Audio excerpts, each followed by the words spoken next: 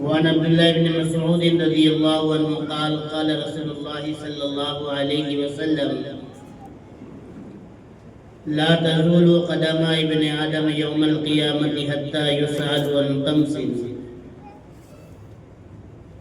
وعن عمره فيما أفناه وعن شبابه فيما أبلى وعن ماله من أين اكتسبه وفيما أنفقه وماذا عمل فيما علم أو كما قال عليه السلام. صدق الله المولانا العظيم وصدق رسوله النبي الكريم ونحن على ذلك من الشاهدين والشاكرين والحمد لله رب العالمين. مسلمانوں اٹھو، قرآن کی عظمت کو چمکاؤ. مسلمانوں اٹھو، قرآن کی عظمت کو چمکاؤ. جہان بے ایمان کو عافیت کے راز سمجھاؤ. زمانہ آج بھی قرآن ہی سے فیض پائے گا. مٹے گی ظلمت شب اور یہ سورج جگمگائے گا.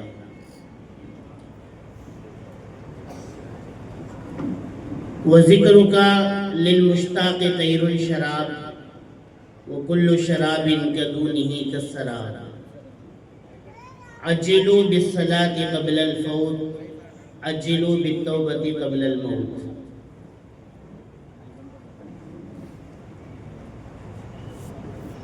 اسٹیج پر موجود محترم و مکرمین علماء و حفاظ اعظام اور حاضرین جلسہ، الحمدللہ آج جو ہم یہاں پر جس نسبت پر جمع ہوئے ہیں، یہ نسبت جو ہے یہ سب سے اونچی ہے، کیونکہ دین اسلام جو ہے یہ عالمی دین ہے، دین فطرت ہے، جس نے ہزاروں انسانوں کی زندگیوں کے اندر انقلاب پیدا کر دیا اور خدائے وحدہ لا شریک لہ سے اس کی نسبت کو جوڑ دیا. بظاہر قرآن پاک کی محبت اور اس کی نسبت یہ بہت اونچا مقام ہے. آج ہم ان پڑھنے والے طلباء کو اور خاص طور سے مدارس کے طلباء کو بڑی حقارت کی نگاہ سے دیکھتے ہیں. حالانکہ یہ دیکھیے کہ نسبت اگر کسی چیز کی طرف ہو جاتی ہے تو اس کی شان بڑھ جاتی ہے. عام طور پر جو اینٹیں لائی گئی اس سے بیت الخلا بنائے گئے. آدمی وہاں پر بغیر چپل کے جانا پسند نہیں کرتا، اور وہی بھٹی کی اینٹیں جب مسجد کے اندر لگ جاتی ہے تو آدمی چپل کے ساتھ وہاں جانے کو اپنے لیے بڑی بے شرمی محسوس کرتا ہے. حالانکہ اینٹیں وہی ہے لیکن نسبت بدل گئی ہے. جب نسبت کی وجہ سے چیزوں کے اندر اثرات پیدا ہو سکتے ہیں تو کلام اللہ سے جس شخص کی نسبت جڑ جائے گی، کیا اس کے اندر تاثیر اور اثرات پیدا نہیں ہو سکتے؟ بظاہر قرآن کریم جو ہے یہ ہم سب کے لیے رہنمائی اور رہبر ہے قیامت تک کے لیے. کہ آج اگر ہم اپنے ماضی کو، اپنے حال کو، اپنے فیوچر کو محفوظ کرنا چاہتے ہیں تو اس کے لیے لازم اور ضروری ہے کہ ہم قرآن کی محفوظ کشتی کے اندر اپنے آپ کو سوار کر لیں. یہی وجہ ہے کہ اللہ رب العزت نے اسی قرآن کی نسبت کی وجہ سے صحابہ اکرام کی شان کو بالا اور برتر کر دیا. اور یہی وجہ ہے کہ قرآن کی اسی صدا نے سارے عالم کے اندر ایک انقلاب پیدا کر دیا. تو یہ نسبتیں بڑی اونچی ہے جس نسبت پر آج ہم یہاں پر جمع ہوئے ہیں. یہ جو نونہال بچے آپ کو نظر آ رہے ہیں جو دن رات قال اللہ اور قال الرسول کی صدائیں بلند کرتے ہیں، رات کی تنہائیوں میں اٹھ کر کے اپنے رب کا کلام پڑھتے ہیں اور اس کو رٹ کر کے یاد کرتے ہیں، اپنے سینوں کے اندر محفوظ کرتے ہیں. حالانکہ اللہ رب العزت نے اس کلام کی حفاظت کی ذمہ داری لی ہے. یہی وجہ ہے کہ دنیا والوں نے آسمانی کتابوں کے اندر تبدیلیاں کر دی لیکن آج تک قرآن پاک کے اندر 1400 سال ہو چکے ہیں، آج تک کوئی تبدیلی واقع نہیں ہوئی۔ اس کی وجہ کیا ہے؟ کہ وجہ یہ ہے کہ اللہ نے اس کتاب کی حفاظت کی ذمہ داری لی ہے۔ یہی وجہ ہے کہ آپ اس امت کے اندر چھوٹے چھوٹے معصوم بچوں کو قرآن پاک کا حافظ پاؤ گے۔ ہارون رشید کے زمانے کے اندر ایک چھوٹا سا بچہ لایا گیا، ہارون رشید کے دربار کے اندر پیش کیا گیا، حالانکہ کوئی بڑی عمر کا بچہ نہیں بلکہ چھوٹا سا بچہ ہے۔ جب قریب لایا گیا اور لانے کے بعد ان سے کہا گیا، ان کے والد نے کہ بیٹا قرآن کو پڑھ کر سناؤ، تو بچہ اپنے باپ سے کہنے لگا میں قرآن پڑھ کر تو سنا دوں گا، لیکن آپ مجھے گوڑ کی ڈلیاں دلا دیں گے۔ وہ اس زمانے کی ٹافی، اس زمانے کی چاکلیٹ، اس زمانے کا لالی پاپ سمجھو وہی تھا، اگر آپ مجھے وہ دلا دیں گے میں قرآن پڑھ کر کے سنانے کے لیے تیار ہوں۔ تو باپ نے حامی بھرتے ہوئے کہا کہ ہاں دلا دیں گے، آپ پڑھیے۔ تو چنانچہ وقت کا بادشاہ ہارون رشید نے اس بچے کا ٹیسٹ لیا، 5 مختلف جگہوں سے پڑھایا اور ان 5 جگہ سے بچے نے صحیح کلام پاک کو پڑھا۔ حالانکہ جب بچے کی عمر کو دیکھا گیا تو یہ کوئی لمبی عمر کا بچہ نہیں بلکہ 5 سال کی عمر کا بچہ تھا۔ ہاں یہ قرآن کی برکت ہے۔ اللہ نے چھوٹے چھوٹے معصوم بچوں کے دلوں کے اندر، ہم نے دنیا کے اندر دیکھا ہے، تاریخ کے اندر کئی واقعات لکھے ہوئے ہیں۔ میرے اپنے زمانے طالبیت کے اندر، ہمارے اپنے مدرسے کے اندر ایک بچہ لایا گیا تھا جس نے لڑکپن کے زمانے میں اور کھیل کود کے زمانے کے اندر اپنی ماں کی گود کے اندر 20 پارے حفظ کیے تھے اور 10 پارے اس نے مدرسے میں آ کر مکمل کیے۔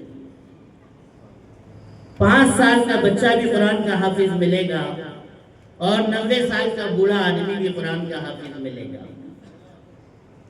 کہ آدمی کے دل کے اندر اگر شوق پیدا ہو جائے قرآن کی تلاوتوں کا، آج ہماری زبانیں قرآن کی تلاوتوں سے قاصر ہے، ہمارے گھر قرآن کی تلاوتوں سے قاصر ہے۔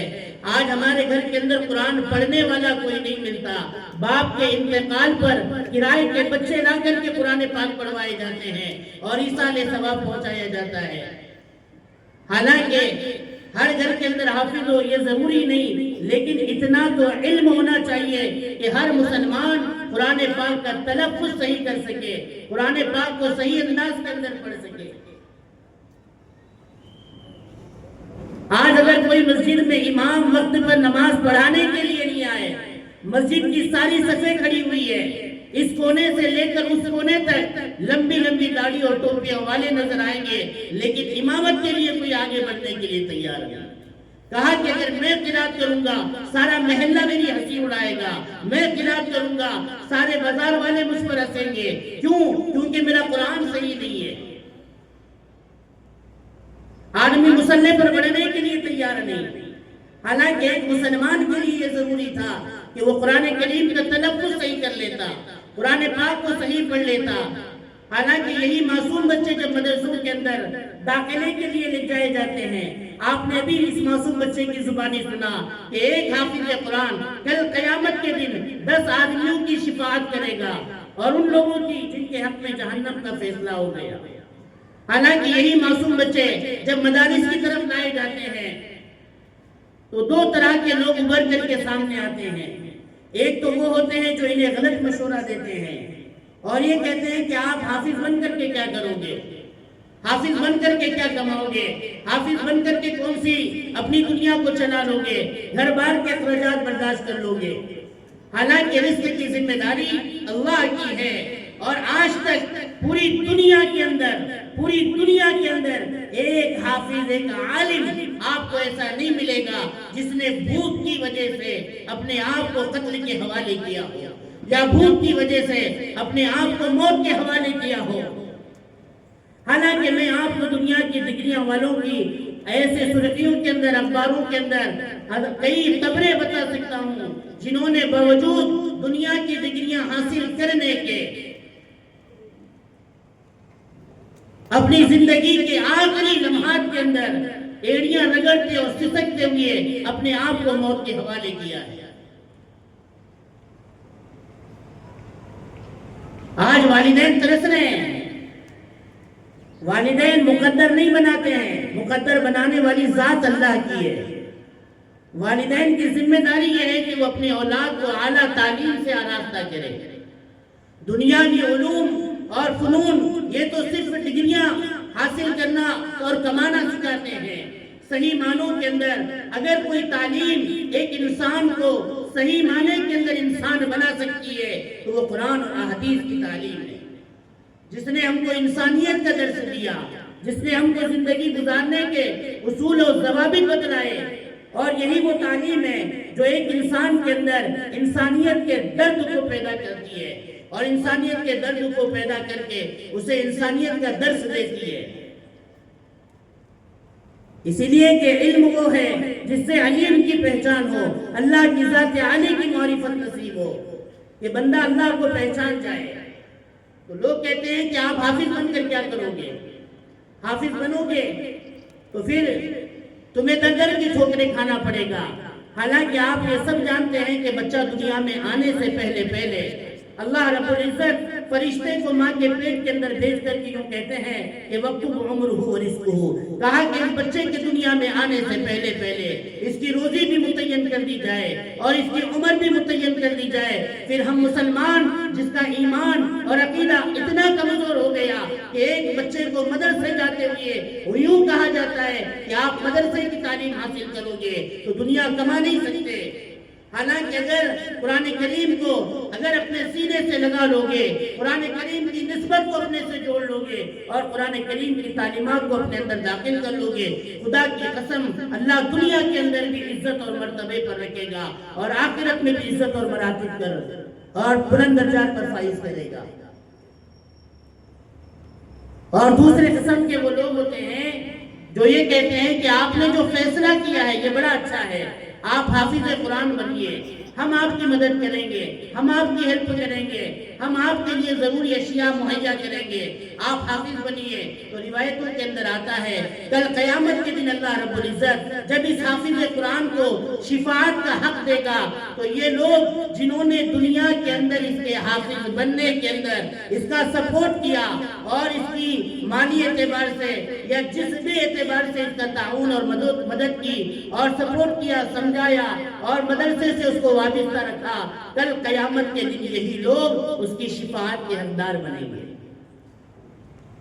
اور جنہوں نے اسے مدرسہ جانے سے روکا تھا آج وہ لوگ اس کی شفاعت سے محروم ہوں گے۔ ایک باپ جس نے اپنے بچے کے حافظ قرآن بنانے کے لیے محنت کی، ایک بہن جس نے اپنے بھائی کے پڑھانے کے اندر اسے حافظ قرآن بنانے کے اندر اس کی مدد کی، کل قیامت کے دن یہ بہن اس بھائی کی شفاعت کا حقدار بنے گی۔ یہ قرآن کی نسبت جو ہے یہ بہت اونچی ہے، قرآن ہمیں درس حیات دیتا ہے۔ آج ضروری ہے کہ آدمی قرآن کریم کی تعلیمات کو اپنی زندگی کا مقصد بنا کر کے زندگی گزارے۔